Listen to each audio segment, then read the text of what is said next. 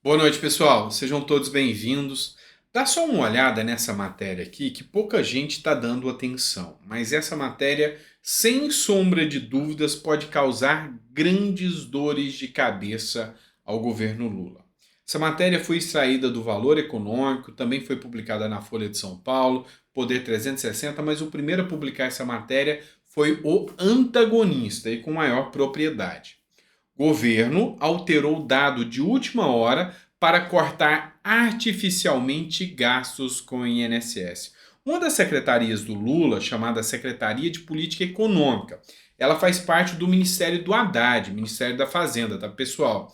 Ele reduziu o valor do salário mínimo lá na grade, não computou o valor dos R$ 18 a mais por cidadão, que vai ser aumentado aí do salário mínimo, e assim mentiu no cálculo que vai ser utilizado para os gastos da Previdência. Ou seja, ele reduziu 7 bilhões, ou seja, deu a impressão de que ele gastaria 7 bilhões a menos, sendo que ele vai gastar 7 bilhões a mais.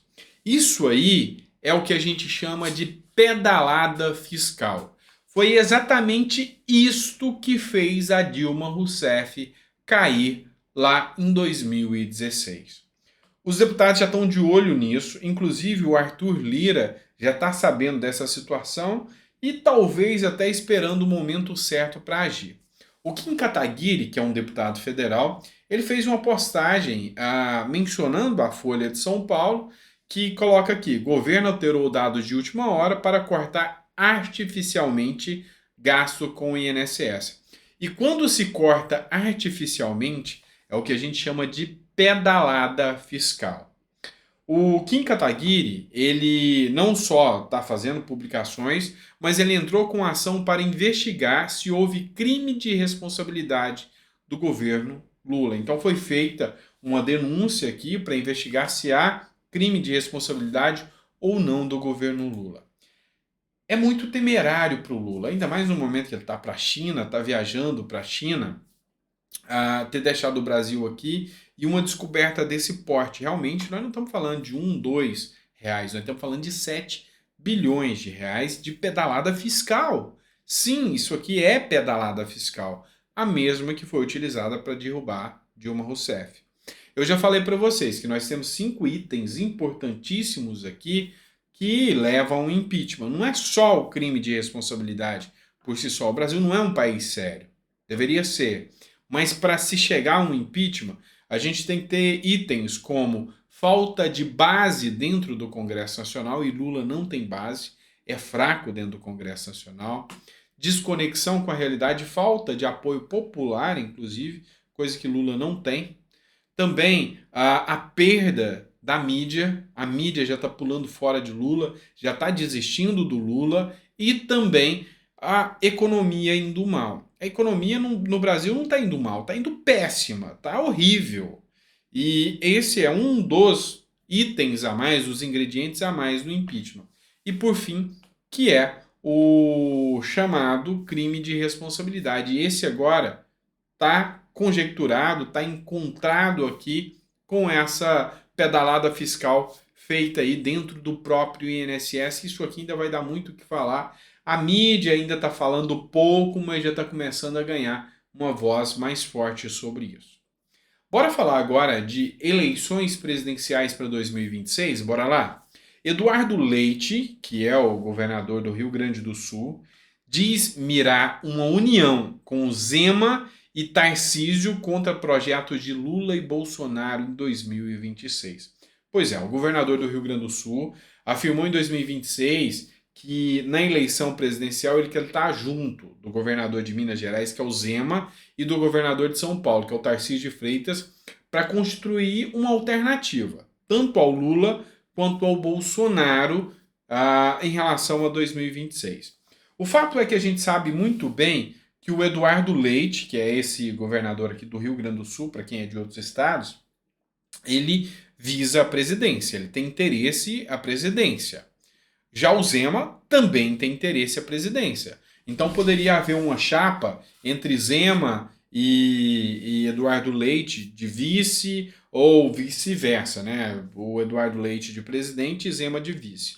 uma coisa é certa, Zema é muito mais forte do que Eduardo Leite para disputar uma presidência, para disputar um pleito presidencial. Já Tarcísio de Freitas, a previsão é que ele fique mais 4 anos aqui no governo de São Paulo e vai ganhar fácil. Fácil, fácil aqui no governo de São Paulo. E ele deixou bem claro que ele quer fazer uma gestão mais conjecturada, ou seja, ele quer mostrar realmente um serviço feito. E 8 anos são mais do que 4 anos para mostrar um serviço de excelência. E depois ele vem para presidente. Um diálogo foi feito onde o Valdemar da Costa Neto mencionava o Tarcísio de Freitas, se ele deveria entrar ou se ele não deveria entrar. Tarcísio, para um político, ele ainda é uma criança, ainda ele tem tempo suficiente para pegar 4 anos de mandato, depois mais 4 de governador, para só daqui a pouco, com 56 anos, concorrer. Mas vamos lá, vamos entender. E essa questão do Eduardo Leite aí do Zema? Dificilmente Tarcísio se descola de Bolsonaro. Pouquíssimo provável que se Bolsonaro não estiver inelegível, tá? E a grande previsão que possa acontecer a inelegibilidade do Bolsonaro, que Tarcísio não apoie Bolsonaro. Ele já declarou isso. Ele já declarou isso. Mas pode ser, sim, que no caso de inelegibilidade de Bolsonaro, tanto Tarcísio quanto Bolsonaro possam apoiar Zema. Aí, meu amigo, nesse caso não existe governo petista que se sustente. Eu ainda sou favorável a Tarcísio como presidente, mas Zema também vem muito bem, obrigado. Já Eduardo Leite, eu tenho minhas restrições. Desculpem meus gaúchos, tá? Não estou falando mal, mas se em comparação a Zema e Tarcísio de Freitas, eu tenho minhas restrições ao Eduardo Leite, tá? Eu acho que ele ficaria para um campo bem mais por falta de alternativa. Se Zema não vem, se Tarcísio não vem, aí sim poderia ser uma alternativa. Mas para mim não é a primeira alternativa de forma nenhuma. Bora falar de dar ruim para petista e para esquerdista, e em especial para o MST? Vamos lá. Prisão de Stedley. Para quem não sabe, Stedley é um dos grandes nomes do MST, que é o Movimento Sem Terra. Ele fez uma convocação onde ele anunciou que vai cometer crimes. Você tem noção da gravidade disso? Ele vem a público e fala: nós vamos invadir terras. Invadir terras, até onde eu sei no ordenamento jurídico, é crime.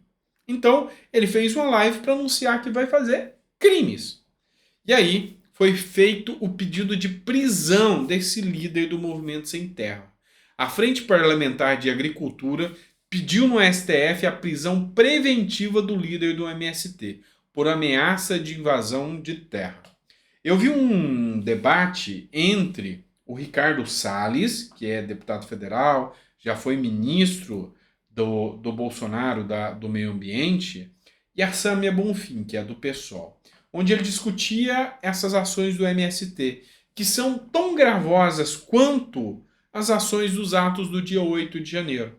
Ele cita ainda Boulos, que lá na Fiesp invadiu e depredou o prédio da Fiesp. E numa fala do Boulos, ele fala que simplesmente algumas janelas quebradas não significam nada em relação ao mal que a Fiesp fez. Ou seja, 2 pesos e 2 medidas sempre. Mas assim, é muito bom ver esquerdista, invasor de terra se dando mal. Espero, mas não acredito.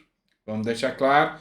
Espero, mas não acredito que o STF determine realmente a prisão do Stedley com base nesse pedido da Frente Parlamentar de Agricultura aí no STF, tá certo? Meu amigo, se você gostou do vídeo, compartilha, manda para mais pessoas, a gente põe a nossa cara a tapa aqui, a gente põe em risco, né, a nossa segurança, você sabe como esse pessoal age, então a gente põe em risco a nossa segurança, a gente põe em risco, assim, muitas coisas ao tentar abrir os olhos, abrir a mente do povo brasileiro sobre tudo que está acontecendo no Brasil atualmente. Então, compartilha, manda para o maior número de pessoas, vamos divulgar para que as pessoas saibam o que está acontecendo no nosso Brasil. É muito importante, tá certo? Grande abraço, fica com Deus e até o próximo vídeo.